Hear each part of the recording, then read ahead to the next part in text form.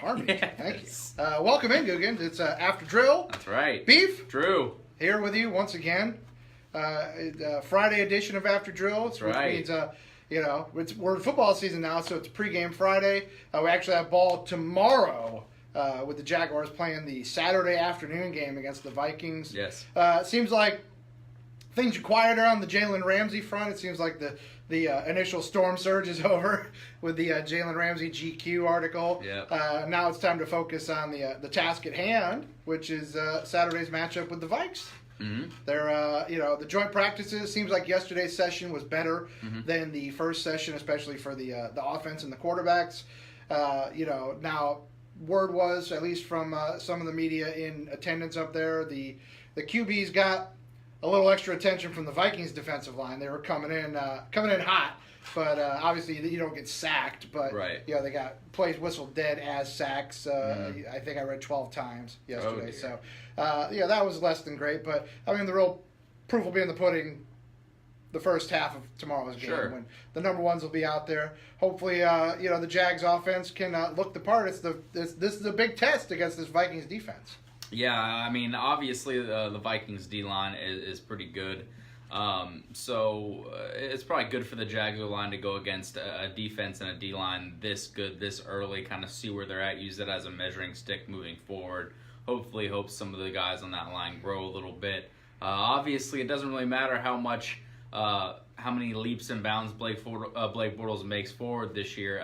If he doesn't have good offensive line play, it's going to be hard for any quarterbacks. No, that's going to be pretty critical. And while we're trying not to be nervous yet, and there really is no reason to be, there has been a little bit of feedback from some of the fans, especially through the text line and through Twitter. A little, at least, tepid concern when it comes to Andrew Norwell's health.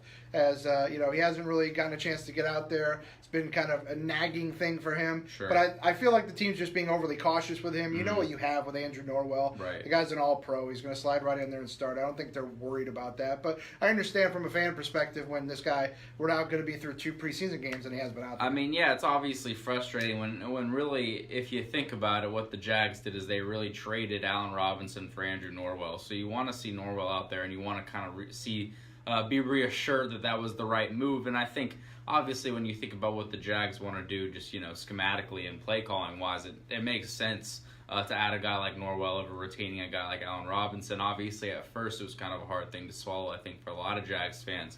But I do think in retrospect it makes sense, obviously, as long as Norwell is healthy and he's the player that he has been.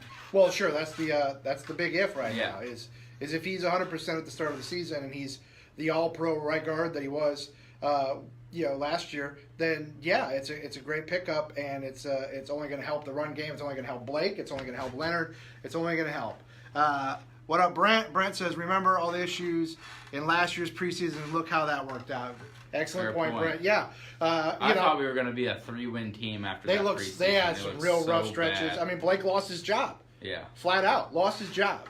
He didn't start week 3. Chad Henne started week 3.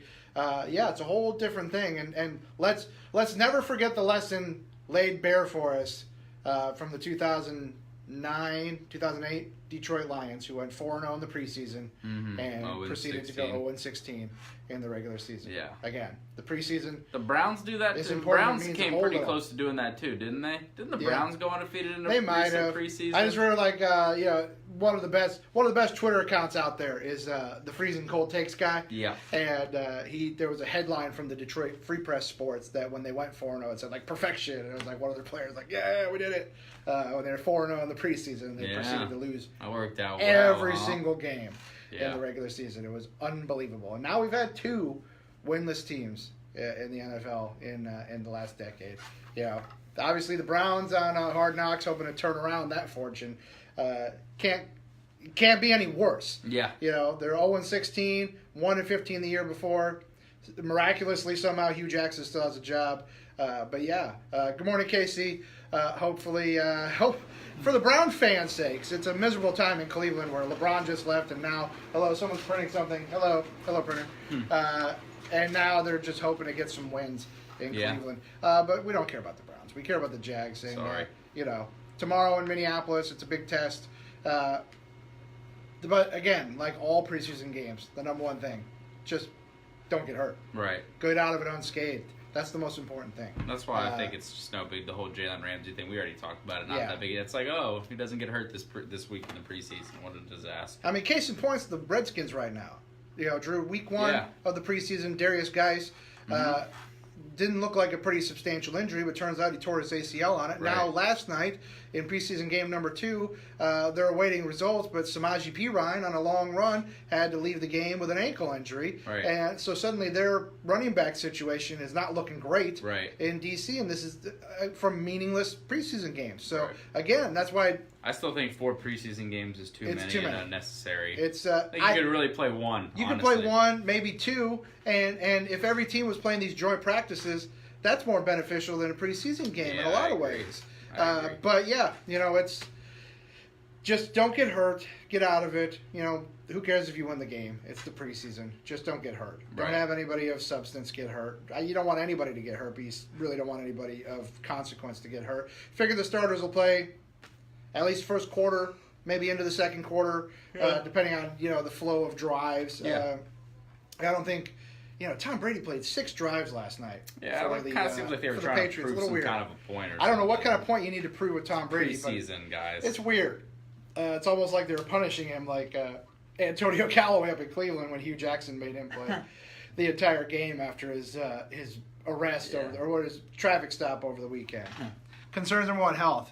Number 2, number 1, correct. That's the only concern is, get your hurt guys healthy and don't get any of your healthy guys hurt. Obviously the O-line and really more so the linebackers staying healthy I think is probably the biggest key for this team because there's just no depth there whatsoever. Absolutely.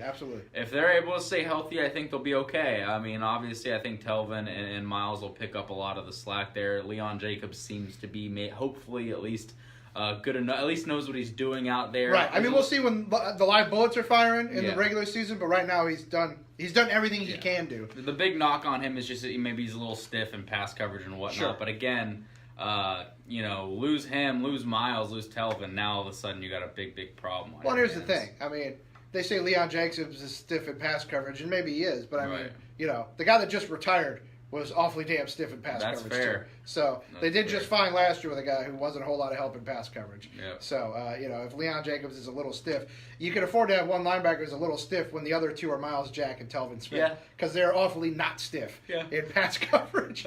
So it's good to have those guys, in your linebacker core with you. Mm-hmm. So we're excited, man, and we got into a big controversy towards the end of the show here, as Joe U called up. And I'm not sure how Jeff didn't know this, as Dan and I both knew this, and it wasn't a surprise, but Jeff learned today that Joe Yu is not a graduate of the University of Miami. Suddenly the controversy came in as, can you claim yourself, can you gloss yourself as, the number 1 biggest mega fan of a school if you're not an attendee of that school? You didn't go to that school. You didn't come from that school.